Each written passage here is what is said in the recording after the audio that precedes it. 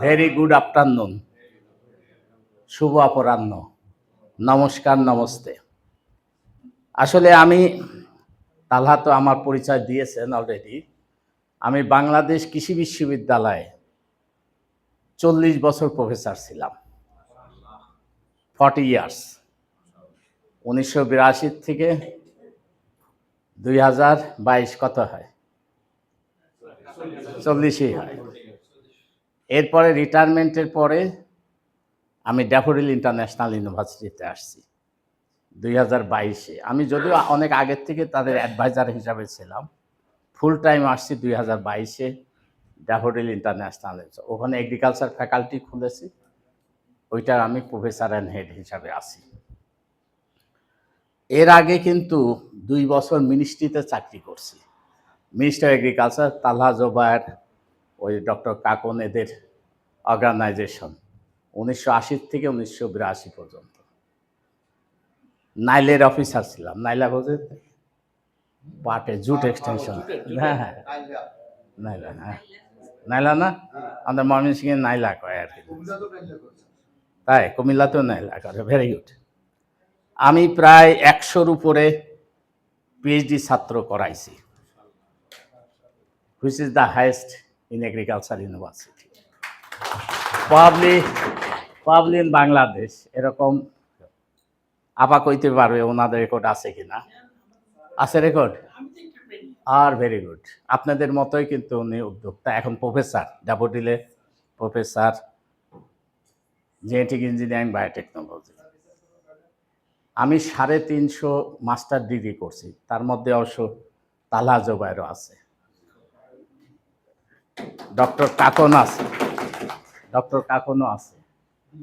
550 publication করছি, national এবং international. Anyway, আমি আমাদের টপিকে চলে যাই। উদ্যোক্তা হইতে হলে কী কী ক্রাইটেরিয়া ডক্টর তালহা জোবায়ের বলবে। এরা বলবে যে উদ্যোক্তার ক্রাইটেরিয়া কি, কেন। তবে আমার একটাই কথা, কোনো কিছু করতে গেলে তার আগে চিন্তাভাবনা করতে হবে। চিন্তাভাবনার আগেও যেটা করতে হবে, যারা করছে সে ড্রাগন করবেন। ড্রাগন যারা করছে 2-1 জায়গায় ভিজিট করবেন। অনেকে কিন্তু জিরো থেকে হিরো হয়েছে ড্রাগন করে, অনেকে হিরো থেকে জিরো হয়েছে। আর একটা কথা, কোনো সময় এই যে ডন টনিক এগুলো দিবেন না। আমি যখন প্রথম বাংলাদেশে 2003-এ ড্রাগন আনি ভিয়েতনাম থেকে, ভিয়েতনামের আপনার ভাইস চেয়ারম্যান ওদের পার্টি, ওই যে কমিউনিস্ট পার্টির ডক্টর ভোমায়, ও আমার ফ্রেন্ড ছিল, তারে বললাম কিছু দাও আমারে চারা। বললেন না, দেওয়া যাবে না, কপিরাইট। হচ্ছে ভিয়েতনাম এবং এক্সপোর্ট সব দিক থেকে তোমরা কমার্শিয়ালি গেলে আমাদের। তখন বললে ঠিক আছে, উইল ট্রাই, আমরা চেষ্টা করব। কিন্তু ড্রাগন যে এইভাবে কমার্শিয়াল যাবে এটা আমি কল্পনাই করতে পারি, আর মানুষ যে ড্রাগন খাবে এটাও কল্পনা করতে পারি না। ওই 2003 থেকে ঠিক এইভাবে কিন্তু ড্রাগন কনজামশন এবং প্রোডাকশন হয়েছে। মাঝখানে এখন কিন্তু একটু, যেটা ডনও বলবে কেন হয়েছে এবং কি উত্তরণ, ওনারা কীভাবে উত্তরণ করছেন এটাও আর কি হবে। তবে ড্রাগনের আমি পরেও আসবো, যে সবচেয়ে বড় উপকার যেটা, ওর ভিতর ছোট ছোট বীজ আছে না, এর মধ্যে একটা অ্যান্টিঅক্সিডেন্ট আছে, নাম হচ্ছে লুটিন। এটা আপনার ক্যান্সার সেল ডেভেলপমেন্টে হেল্প করে। সাথে আমি বলি মাশরুম খাবেন, ডক্টর কাকন হয়তো বলবে কোন মাশরুমে কিন্তু anti cancer property, not only anti cancer, all sorts of SARS virus যতগুলো আছে, অল সার্স ভাইরাসের আপনার ইয়েতে কিন্তু এটা রয়ে গেছে। এনিওয়ে, আমি আপনাদের আগে আমি স্বাগত জানাই। ইয়ে তো নাই না? ও আচ্ছা, ঠিক আছে, আমি পয়েন্টার থাকলে ভালো, না থাকলেও চলবে। আর দরকার কি দাঁড়ানো, ওইখান থেকে আবার দেখা যায় না। তুমি এইটা সরাই এইভাবে করে দাও দেখি, উত্তর দক্ষিণ।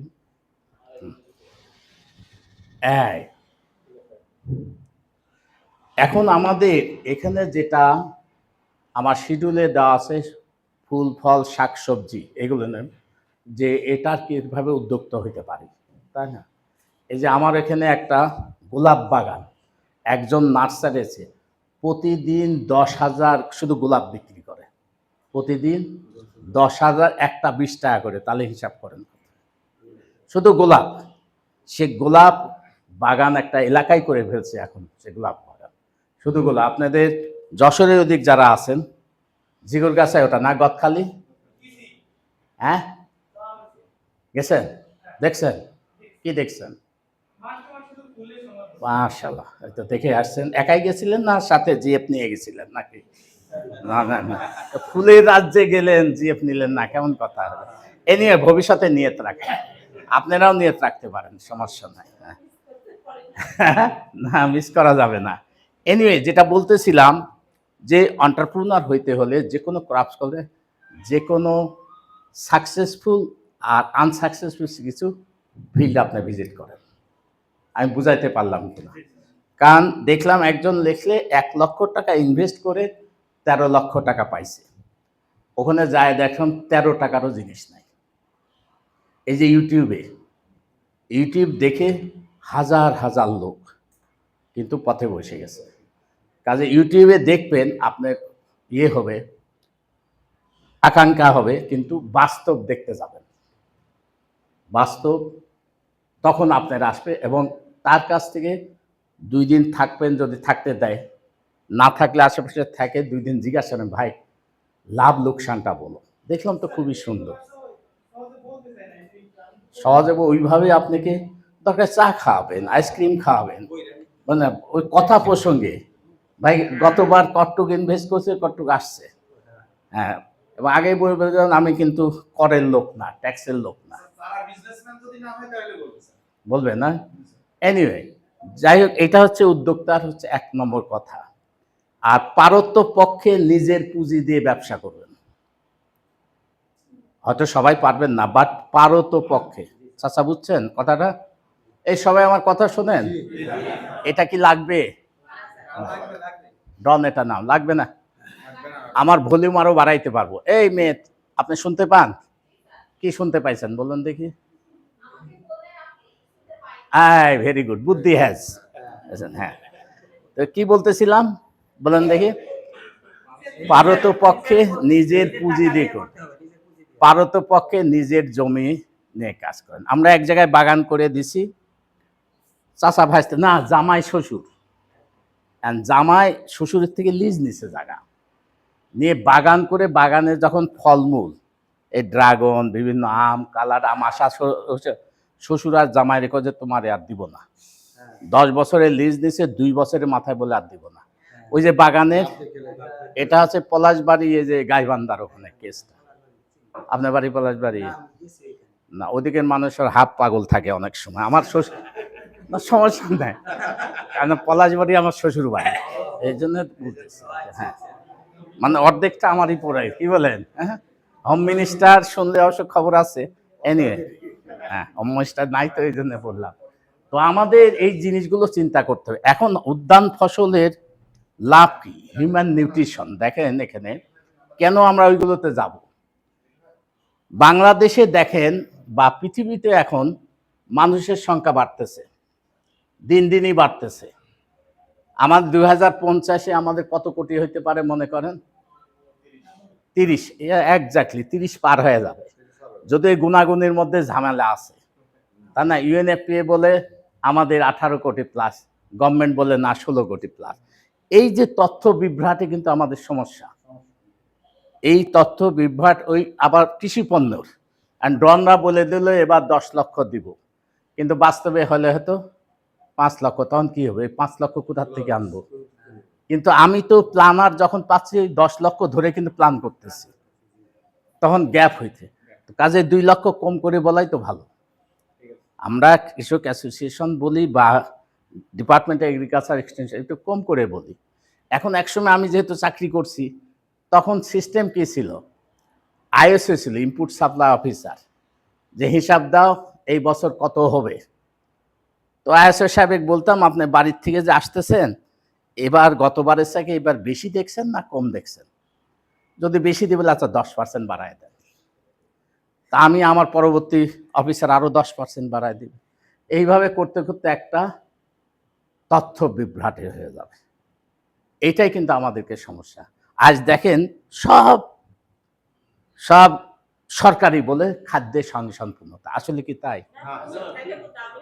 এর স্যার ডাহা মিশা কথা কোনো জায়গায় আছে? এখনো 8 লক্ষ থেকে 18 লক্ষ মেট্রিক টন চাউল আমদানি করি, কোথায় খাদ্যের স্বয়ংসম্পূর্ণতা পেল? ঠিক না? এই যে মিথ্যার উপরে আছে। এক পোলা বক্তৃতা দিচ্ছেন, ইয়াং পোলা, বলে আমি 1968 সালে আইয়ুব খানে গেহু তাই খায়েঙ্গা, গম খাবে না, তখন গম খাওয়ার জন্য আমাদেরকে, আমরা ভেতো বাঙালি, আমরা মিছিল করছিলাম যে আমরা গেহু নাহি খায়েঙ্গা। সে নাকি তখনও ছিল 69-এর সয়দব আন্দোলন, গণ আন্দোলন সে ছিল, 70-এ সে ছিল, হ্যাঁ। তারপরে বলে আমি 71-এ রক্তও দিছি। তো বললাম এই বেটা তোর বয়স কত? বলে আমি 1984-তে না 1972 সালে তার জন্ম, 71-এ রক্ত দিছে। তো আমাদের সরকারি, তো বললাম যে তুই এই কথা বললি, কোথায় 71-এ রক্ত দিলে কি দিলে? বলে বড় ভাইরা যে বলে শোনার কথা, এবং এই শোনা কথা দিয়েই তো চলছে, যার জন্য আমাদের এই দুর্ভোগ। কিন্তু মিথ্যায় যদি কোনো দিত আমাদেরকে পুরস্কার, মাশাআল্লাহ বাংলাদেশ ওয়ার্ল্ড চ্যাম্পিয়ন হতে, কি বলে? এনিওয়ে, এখন বিদেশে দেখেন ডেভেলপ কান্ট্রিগুলোতে জনগণ কমতেছে, ইভেন বাড়ে না। জার্মানে যদি একটা বাচ্চা নিতে পারে, $20,000 ইনস্ট্যান্ট তাকে দিয়ে দেবে ওই মাকে, এতই তাদের জনগণের ক্রাইসিস। চায়না কি ছিল, একজনের বেশি নেওয়া যাবে না, এখন তারা 2 জন অনুমতি দিছে। কেন? ওই যে জনগণ। আর আমরা ইনশাল্লাহ চ্যাম্পিয়ন হইতেই আছে ইনশাল্লাহ, হ্যাঁ, দুর্নীতিতেও চ্যাম্পিয়ন, জনগণেও চ্যাম্পিয়ন। এনিওয়ে, কাজে আমাদের এই বর্ধিত